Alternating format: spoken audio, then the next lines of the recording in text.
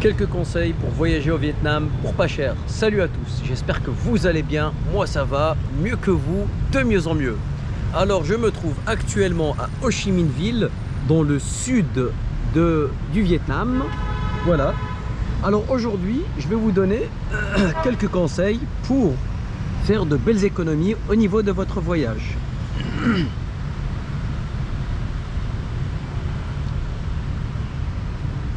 Tout d'abord, il n'y a pas de petite économie. 1 centime est le début d'1 million. Et les montagnes sont constituées de petites pierres.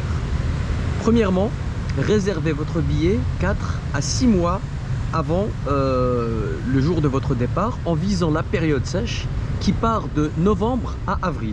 Voilà, pour éviter de vous prendre la pluie, parce que la pluie peut vous gâcher votre séjour et altérer l'expérience. Alors, pour réserver vos billets, visez le mercredi, parce que statistiquement, le mercredi, les prix sont plus bas que les autres jours de semaine, en utilisant bien sûr un VPN, en changeant le pays. Alors c'est très simple, hein, je vais vous mettre les liens en description, mais quand vous mettez par exemple au lieu de la France l'Ukraine, où le revenu par habitant est plus bas, vous pouvez payer votre billet 15 à 20% moins cher que le prix que vous auriez payé en France. Voilà. Alors utilisez systématiquement les comparateurs en ligne comme Skyscanner ou Google Flights. Il existe aussi un excellent site qui s'appelle Fly for Free. Fly for Free, alors c'est un site qui répertorie les erreurs de prix et les promotions. Et honnêtement, vous pouvez trouver des Paris Bangkok par exemple, ou des Paris Hanoï ou Paris Ho Chi Minh Ville à 300 € durant la période la plus intéressante. Voilà, donc ce n'est vraiment pas à prendre à la légère. Ensuite, deuxièmement, niveau transport. Niveau transport, privilégiez le bus public sur les courtes distances et aussi la marche. Alors la marche, c'est un excellent moyen pour perdre du poids, et être en immersion totale et découvrir des choses que vous n'auriez jamais pu découvrir en prenant par exemple le taxi. Et puis sur les longues distances, vous pouvez privilégier le train ou le bus couchette. Vous pouvez utiliser le site 12 Asia Go pour avoir une idée des prix. Mais aussi paradoxal que cela puisse vous paraître, passer par une agence de voyage locale vous coûtera moins cher que de réserver votre billet vous-même. Parce que les locaux, ils ont les meilleurs prix. Alors là, à Ho Chi Minh Ville, il y a une agence qui s'appelle AN Travel, AN Travel. Je me suis rendu au delta du Mekong pour 300 000 dong, ce qui fait une douzaine d'euros. Ce qui est négligeable, alors que si j'avais fait le voyage moi-même, ça m'aurait coûté au moins une quarantaine d'euros.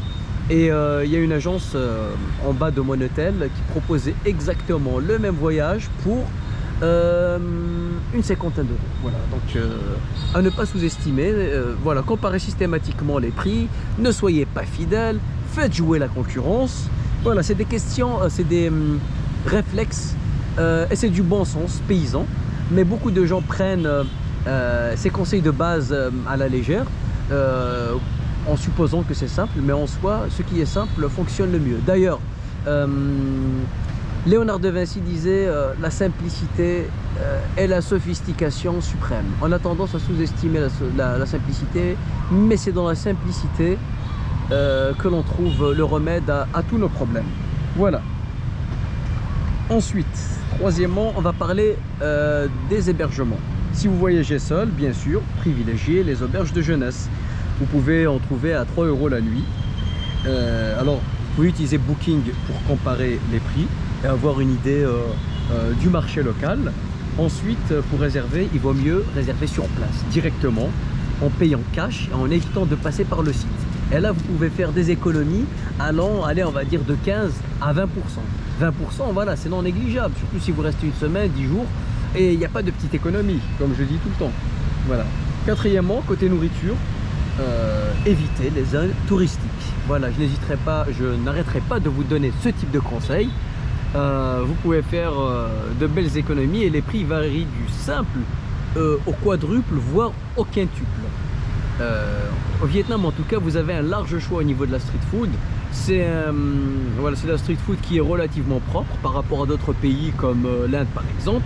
On peut manger vraiment très bien pour pas cher. Par exemple, moi j'ai mangé un banh mi qui est un sandwich à base de baguettes fraîches, de crudités, avec des œufs. Je l'ai payé 17 000 dangles, ce qui fait 65 centimes d'euros. Alors que dans les zones touristiques, je l'aurais payé 3 fois plus cher. Voilà, c'est pas ces 2 euros qui vont faire une différence, mais si je me fais systématiquement avoir, sur un mois, bah, je peux vous garantir que l'addition elle sera salée. Voilà, l'expérience elle sera tout autre. Donc privilégiez et visez systématiquement les petits restos prisés par les locaux. Voilà. Cinquièmement, au niveau de la carte SIM, alors ne l'achetez pas en sortant directement de l'aéroport.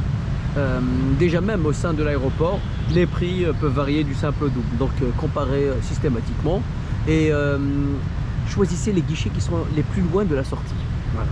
Je me suis fait avoir, j'ai payé 2 fois plus cher que le prix normal. Voilà, donc ne vous faites pas avoir. Ne tombez pas dans les mêmes pièges que moi.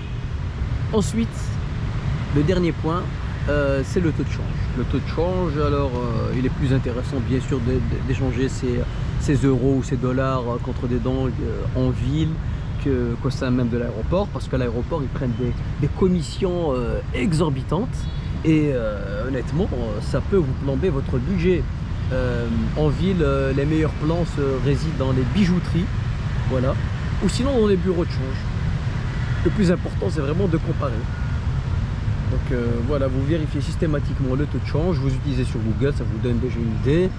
Et puis sur place, vous pouvez trouver, par exemple là on est en décembre 2023, le cours sur Google de l'euro d'angle il est à 26 000. Moi j'ai pu les échanger à 26 200 alors qu'à l'aéroport ça fait 25 000. Voilà, donc ça vaut le coup quand même de creuser. Voilà, la conclusion de cette vidéo c'est qu'il n'y a pas de petites économies. Quand vous les mettez bout à bout, les économies que je vous ai suggérées vont réaliser une grosse différence à la fin. Cette vidéo bien sûr elle s'adresse à ceux qui ont des moyens limités, comme par exemple les étudiants. Je pense être bien placé pour vous donner ces conseils car il s'agit de choses que j'ai réellement expérimentées.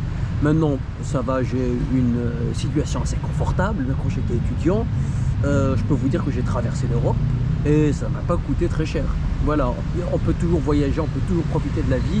N'écoutez pas les gens qui veulent vous briser les rêves et vous dire ah mais c'est pas possible, vous pouvez pas y arriver. Non, tout est possible, vous pouvez voyager pour pas cher, profiter de la vie. Donc voilà, n'hésitez pas à liker, partager, commenter. N'hésitez pas aussi à me donner votre avis et à me donner des conseils si j'en ai oublié. Voilà, prenez soin de vous et à bientôt. Ciao!